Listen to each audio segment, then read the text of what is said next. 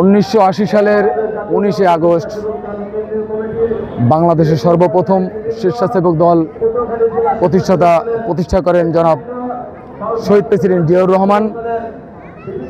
সেই থেকে আজ পর্যন্ত স্বেচ্ছাসেবক দলের বাউফলে কোনো কর্মী সভা অনুষ্ঠিত হয়নি। আমরা অত্যন্ত আনন্দিত, দীর্ঘ 44 বছর পরে হলেও আমাদের বাউফলে আজকে স্বেচ্ছাসেবক দলের কর্মী সভা অনুষ্ঠিত হয়েছে। এই স্বেচ্ছাসেবক দলের কর্মী সভায় আমি বাংলাদেশ জাতীয়তাবাদী স্বেচ্ছাসেবক দলের সম্মানিত সভাপতি এস.এম. জিলানী ভাই ও রাজীব ভাইয়ের কাছে আহ্বান জানাবো, বাউফলে যারা নিবেদিত রাজপথের ত্যাগী কর্মী ছিল তাদের মধ্য থেকে সভাপতি এবং সাধারণ সম্পাদক নির্বাচিত করবে।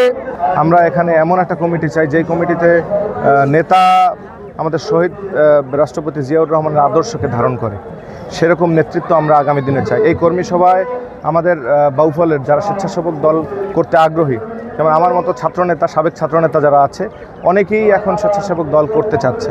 শুধুমাত্র একটা কারণে, নতুন করে নতুন মুখ আসবে, নতুন মুখদের জন্য নতুন অনেক কর্মীরা এখানে উপস্থিত হচ্ছেন। আশা করি আগামী দিনে পটুয়াখালী বাউফলে একটি সুন্দর সুশৃঙ্খল কমিটি এবং ভালো নেতাদের কাছে এই কমিটি উপহার দেবে। যার আসসালামু আলাইকুম, আমি নাসিবুর রহমান রিফাত, সাবেক যুগ্ম আহ্বায়ক উপজেলা স্বেচ্ছাসেবক দল। আমরা যখন কমিটি স্থান পেয়েছি, কমিটিতে সদস্য ফরম পূরণ করেছি, তখন অনেক লোক ভয়ে হোক ভীতিতে হোক আপনার স্বেচ্ছাসেবক দল করার ইচ্ছা পোষণ করেন। আলহামদুলিল্লাহ এখন ঈদের মতো আমেজ দেখতেছি। তবে আমার কথা, আমি বিশ্বাস করি গ্রুপিং বাদ দিয়ে, মনোনয়নকে পেল কে ভাই লোক, এটা বাদ দিয়ে জিয়ার সৈনিক যারা, আদর্শের সৈনিক যারা লীগের, তাদের মাধ্যমে কমিটি করা হবে। রহমানুর রহিম, আমি মোহাম্মদ শাহিন রেজা, সাবেক ছাত্রনেতা, আহ্বায়ক পদপ্রত্যাশী, আসন্ন বাউফল উপজেলা স্বেচ্ছাসেবক দল। আপনি জানেন, আপনারা জানেন, বিগত 16 বছর ফ্যাসিস্ট আওয়ামী লীগ সরকারের অত্যাচার নির্যাতনের কারণে বহুবার চেষ্টা করেও বাউফলে সুসংগঠিত হয়ে সবার সমন্বয়ে এত বড় পরিসরে কোনো কর্মী সভা করা সম্ভব হয়নি। সে প্রেক্ষাপট আপনারা জানেন। আজকে একটা মিলন মেলায় পরিণত হয়েছে। বৃষ্টির সম্ভাবনা থাকা একটা উন্মুক্ত পরিবেশে হলে আপনারা দেখতেন এটা আরও কত বড় হতো।